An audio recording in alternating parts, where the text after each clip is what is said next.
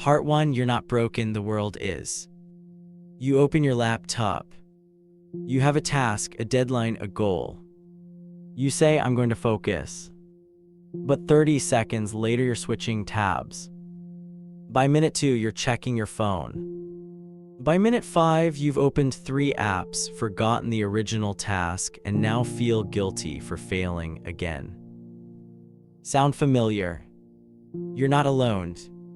And more importantly, you're not the problem. The myth of willpower. For years, we've been told that focus is a personal virtue. That if you're distracted, it's your fault. That if you can't finish a book, a project, a task, you're lazy. Undisciplined, weak. So we try harder. We download productivity apps.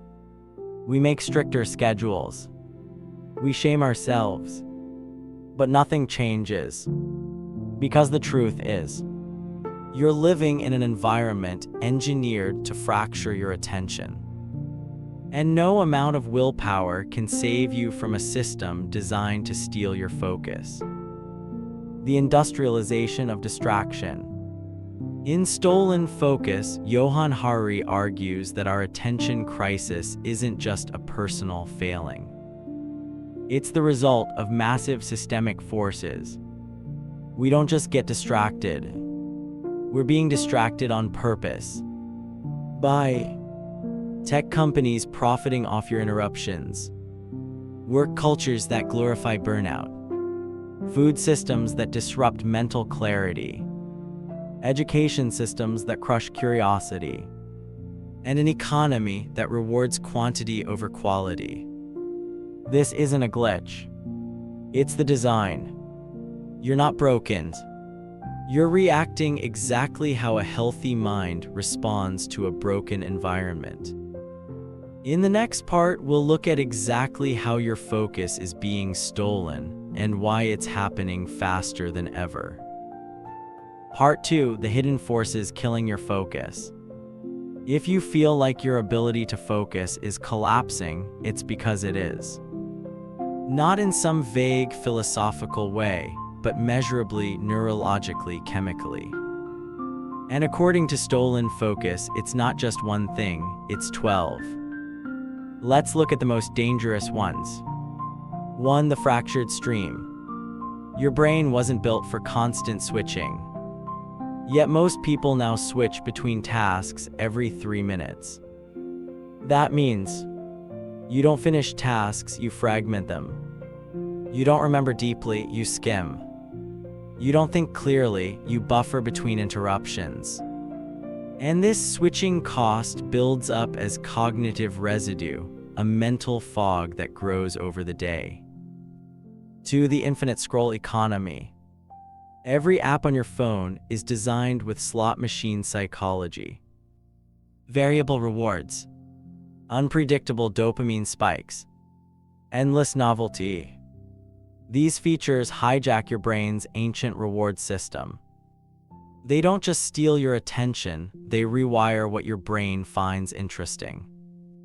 Soon, deep work feels boring. Books feel slow. Silence feels uncomfortable. Not because they are, but because your mind has been trained to chase micro-stimulation. 3. Sleep deprivation nation. Chronic sleep debt destroys memory, focus, emotional regulation, decision-making. And yet, most adults are sleep-deprived without knowing it. Blue light, late work culture, and constant stimulation delay melatonin, meaning even when you sleep, your brain isn't recovering. No focus system survives on a broken sleep cycle. 4. The collapsive flow. We used to enter deep, timeless states of focus called flow. But to access flow, your mind needs uninterrupted time, clear goals, immediate feedback, intrinsic motivation. Today, we're pulled out of flow every few minutes by email, Slack, messages, app badges. You can't build a meaningful life in 45-second intervals. 5 junk inputs equals junk output. Our brains are what we consume. Endless swiping through. Low context headlines. Polarized opinions. Clickbait content. Empty affirmations. Reduces your attention span, but more importantly, it damages your attention depth. Even when you do find time to focus, you can't go deep because your cognitive muscles are weak. 6. The economic system profiting from your distraction. You are not the customer. You are the product. Tech platforms don't sell you services. They sell your attention to advertisers. And the longer you stay distracted, the more money they make. So they hire the smartest minds on earth not to help you, but to hook you. The truth is, your distraction is someone else's revenue model. Johann Hari. Summary so far. You're distracted because of intentional design. Your focus is being stolen chemically, cognitively, socially. No one is coming to save your mind, you must reclaim it. In the next part, we'll explore why productivity hacks aren't working and why trying harder may be making things worse. Part 3, why productivity hacks aren't working. You've probably tried everything. Time blocking, Pomodoro timers, focus playlists, app blockers, Notion dashboards, wake up at 5 a.m. routines. And for a few days they work. You feel like you've solved it. You're in control again. Until you're not. The cycle of fall starts. You fall off. You get distracted again. You beat yourself up. You go looking for the next system. The tool changes, the pattern stays the same. Why? Because you're trying to fix a system-level problem with surface-level solutions. You're trying to control a hurricane with a sticky note. The internal locus lie. There's a popular belief that if you can't focus, it's just your mindset. That it's your lack of discipline, poor habits, weak motivation. But Johann Hari argues this is dangerously incomplete. Because it ignores environmental manipulation, blames the victim of a stolen attention economy, turns social harm into personal shame. You're not just lazy. You're living in a system that monetizes your inability to focus, and then sells you productivity tools as a cure. It's like getting poisoned and then being sold vitamin water by the poison company. When hacks become traps, the more you rely on hacks, the more fragile your focus becomes, the more external your discipline feels, the more exhausted you get trying to stay optimized. Eventually, you don't trust yourself without the hack. You feel broken if you miss your morning routine.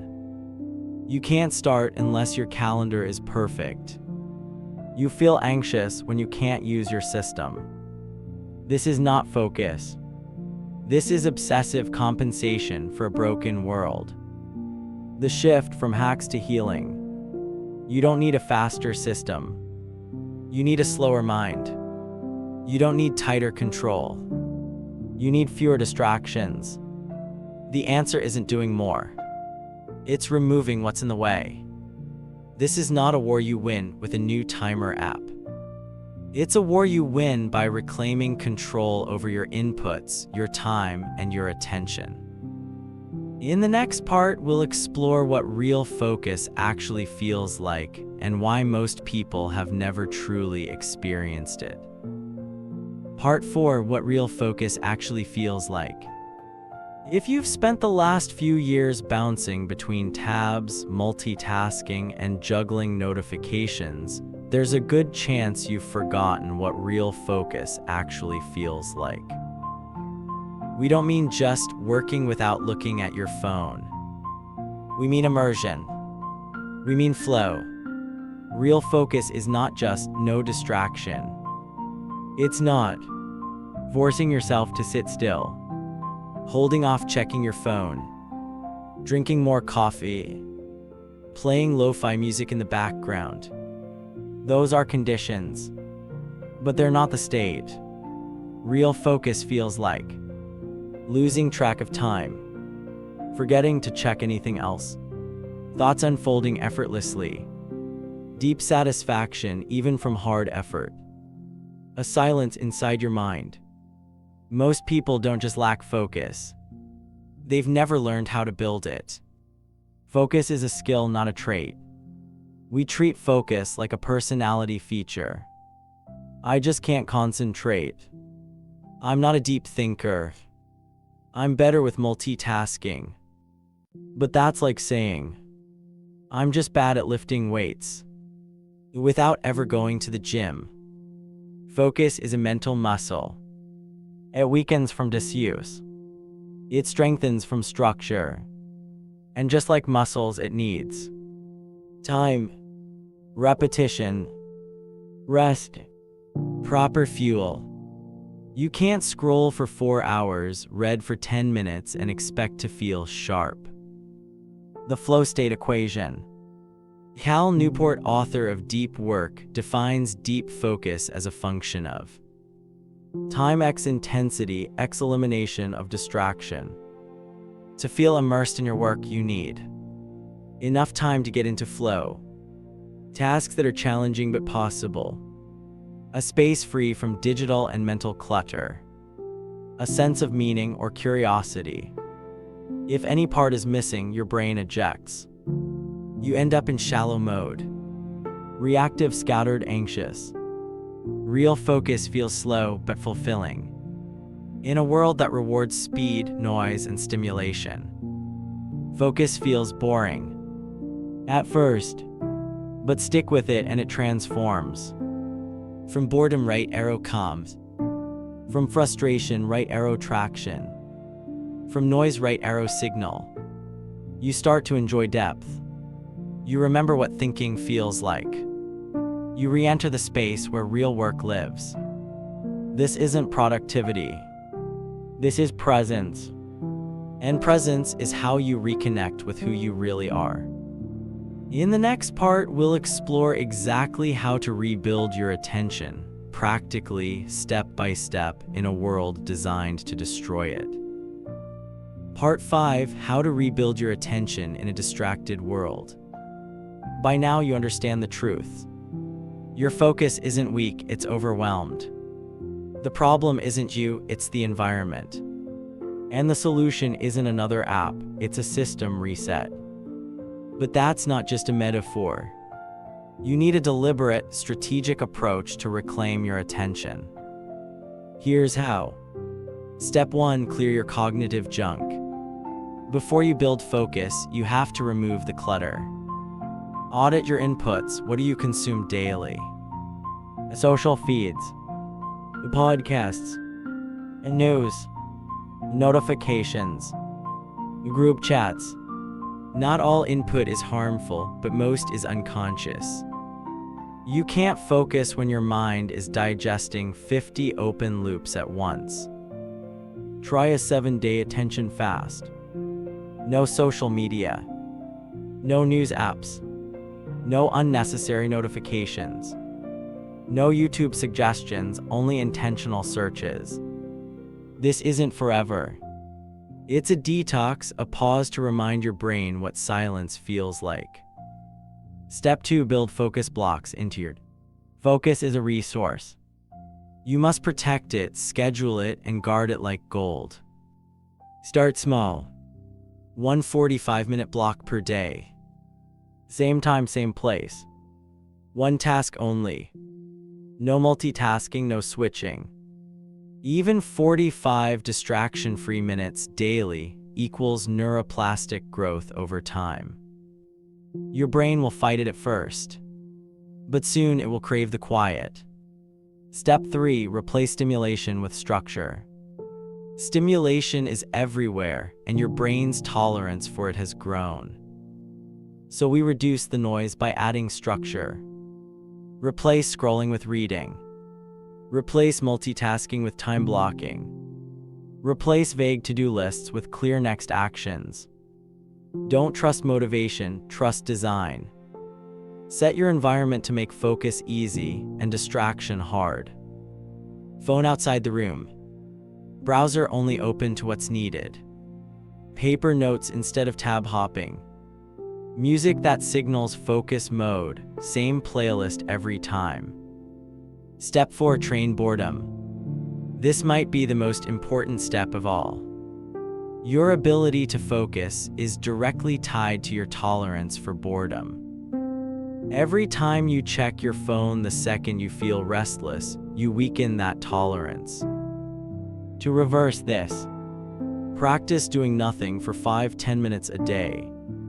Go on silent walks with no audio. Let yourself be bored without trying to fix it. This builds attentional stamina. Soon, you'll find yourself able to sit longer, think deeper, feel calmer. Step 5. Protect the mind with new language. Don't just say, "I'm trying to focus." Say, "This is my protected time. My attention is my power, I don't give it away. I don't do everything, I do what matters." Language shapes identity. And identity is what builds habits that last. Coming up in the final part, a practical, repeatable framework to defend your attention, not just today, but for life. Part 6, final framework, protecting focus like it's your life. You don't just need a trick. You need a philosophy, a system, a shield. Because the war for your attention isn't slowing down. It's getting smarter, louder, and more personalized. If you don't have a framework to protect your mind, someone else will use it for you. Let's build that framework now. Principle 1, attention is finite, spend it like money. Every notification is a withdrawal. Every scroll is a transaction. Every just 5 minutes is interest you'll pay back with mental fatigue. Your focus is your most valuable currency. Start acting like it. Give it to what matters. Invest it in deep, meaningful work. Refuse to waste it on things that drain your energy. Principle 2, boredom is a gateway, not a warning. When you feel bored, your first instinct is to escape. But that discomfort is a signal, a doorway to depth. If you can sit through the boredom, you get access to clarity, original thought, real ideas, emotional stability. The people who master boredom win the game. Principle 3, design your focus, don't rely on willpower. You can't fight the world's best engineers of distraction with trying harder. So redesign your environment. One screen workspace. Do not disturb is default. 1 hour daily deep focus ritual. Phone far away always. Daily shutdown time. 1 no input activity per day, walks, dishes, journaling. This isn't about being perfect. It's about defaulting to intention. Principle 4, slow is a superpower. In a world that moves too fast, slowness becomes a radical act. Slow thinking, slow reading, slow decisions. They lead to better attention, less regret, more depth, true creativity. Don't fear slow, fear shallow. Principle 5, live by a focus-first identity. Don't just try to be productive. Be someone who values presence. Be someone who finishes what they start. Be someone who chooses silence over noise. Every time you act in alignment with that identity, you make focus easier tomorrow. The loop. Here's the focus framework in 5 steps you can repeat daily. Clear the inputs. Protect the time. Build the block. Train the boredom. Honor the identity. Every day, 1 loop. Over time, 1 life. You're not broken. Your focus wasn't lost, it was stolen. But now you know how to take it back. The world will keep pulling. The noise will never stop. But you don't have to answer. You can reclaim your time, your mind, your depths. You can choose stillness. And in that stillness, you'll remember who you are and what you're here to do.